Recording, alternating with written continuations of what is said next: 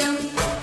विश्वाधारम् गगनसदृशम् मेघवर्णम् शुभाङ्गम् लक्ष्मीकान्तम् कमलनयनम् योगिविद्यानगम्यम् वन्दे विष्णुम् भवभयहरम् सर्वलोकैकनाथम्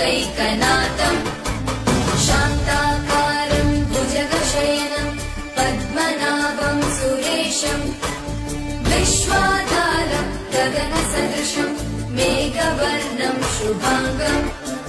लक्ष्मीकान्तम् कमलनयनम् योगिविद्यानगम्यम्